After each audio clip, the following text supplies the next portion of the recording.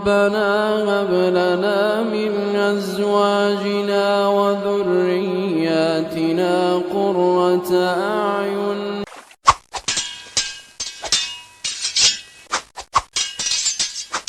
ثم جعلناك على شريعة من الأمر فاتبعها ولا تتبع أهواء الذين لا يعلمون.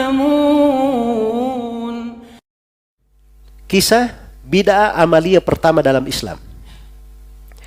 Bid'ah itu kan banyak ya. Bid'ah itu banyak. Ada i'tiqadiyah, ada amaliyah. Bid'ah i'tiqadiyah itu yang pertama dalam Islam. Ada yang mengatakan bid'ah qadariyah, ada yang mengatakan bid'ah syiah. Ya. Kalau bid'ah amaliyah yang pertama itu bid'ah dzikir berjamaah yang terjadi di Kufah. Jadi Abu Musa al-Asy'ari mendatangi rumah Abdullah bin Mas'ud, melaporkan, saya melihat di masjid ada kelompok manusia berkelompok-kelompok. Iya. Setiap kelompok dipimpin oleh satu orang. Ayo bertasbih 100 kali, sama-sama bertasbih, subhanallah, subhanallah, subhanallah. Tahmid 100 kali, sama-sama baca alhamdulillah, alhamdulillah, alhamdulillah. Takbir 100 kali, Allah Akbar, Allah Akbar, Allah Akbar. Hah? Jelas ya? Maka Ibnu Mas'ud mendatangi mereka. Kemudian Ibnu Mas'ud bertanya, apa yang kalian lakukan ini? Iya. Apakah kalian berada di atas agama yang lebih baik daripada, apakah kalian berada di atas petunjuk yang lebih baik daripada petunjuk Nabi Muhammad sallallahu alaihi wasallam? Karena Nabi dan para sahabatnya tidak ada yang melakukan seperti ini. Jadi kalian ini hanya ada dua kemungkinan. Hanya ada dua kemungkinan. Kemungkinan yang pertama, kalian berada di atas petunjuk lebih baik dari petunjuknya siapa? Nabi Muhammad. Atau yang kedua, kalian sedang membuka pintu kesesatan. Itu jelas bahasa apa? Bahasa Ibnu Mas'ud. Iya. Itu orang yang berbicara agama seperti itu. Tidak ada abu-abu, tidak. Ya. Kamu menganggap dirimu lebih pandai dari Nabi? Ya. Kalau dia tidak berani berucap seperti itu, berarti kamu sedang membuka pintu kesesatan. Jelas ya? Mereka berkata, Ibnu Mas'ud, kami ini melakukannya maksud kami baik. Ya. Itu alasan semua orang di masa sekarang. Melakukan bid'ah, maksud saya baik. Maksud saya cinta kepada Nabi. Ya. Kita tidak pernah berbicara tentang maksud dan niat orang.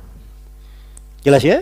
Para ulama itu yang menjelaskan tentang bid'ah, mereka tidak berbicara tentang niat-niat manusia. Itu hal yang tidak diurusi memang, masalah niat antara mereka dengan Allah. Urusan niat. Tapi dia menjadi masalah, perbuatan ini tidak sesuai dengan sunnah Nabi. Menyelisih sunnah Nabi sallallahu alaihi wasallam. Iya. Baik. Karena itu suatu hari ada orang yang setelah sholat subuh dia sholat 2 rakaat, sholat sunnah. Ditegur oleh imam para tabi'in di masanya, Sayyid Ibnu Musayyab. Kenapa kamu sholat 2 rakaat? Orang ini berkata, wahai Abu Muhammad, kunyanya Said bin Musayyab, apakah Allah menyiksa saya gara-gara saya sholat? Nah, itu bahasanya ya. Masa orang dzikir disalahkan? Masa berselawat masuk neraka? Kan begitu ya? Bahasa-bahasa sebagian orang kalau ditegur kekeliruan-kekeliruan. Dzikir betul, tidak ada yang melarang orang berzikir. Selawat, tidak ada yang melarang orang berselawat. Bagus kalau semuanya pada tempatnya sesuai dengan sunnah Nabi sallallahu alaihi wasallam. Sama dengan sholat. Sholat itu bagus kalau sesuai dengan sunnah. Maka jawaban yang sangat mendalam dari Said bin Musayyab. Kata beliau, Allah tidak menyiksa kamu karena sholat, tapi Allah akan menyiksa kamu karena engkau menyelisih sunnah. Karena engkau menyelisih apa? Menyelisih sunnah. Iya. Maka seperti itu keadaannya. Nah, Ibnu Mas'ud ini ketika melihat orang itu, orang-orang yang berzikir ini, langsung beliau beri 2 kemungkinan. Jelas ya? Apa yang terjadi? Ibnu Mas'ud berfirasat. Kata beliau, saya menyangka kalian-kalian ini yang dikabarkan oleh Nabi sallallahu alaihi wasallam, beliau sebutkan sifat kaum Khawarij yang akan keluar. Ya, tabi'in yang meriwayatkan kisah ini itu bercerita, maka kami melihat kebanyakan orang yang hadir di halaqah itu ikut bersama kaum Khawarij memerangi kami di Nahrawan. Jelas ya? Dari bid'ah kecil berubah menjadi apa? Menjadi bid'ah yang besar. Menjadi bid'ah yang besar. Itu hati-hati. Ya. Karena itu kenapa para ulama Islam itu setiap kali ada kesalahan, kekeliruan, mereka luruskan, mereka ingatkan supaya jangan terjadi hal yang seperti itu di tengah umat. Jangan sampai umat ini jatuh di dalam perkara yang bisa membahayakan mereka. Iya.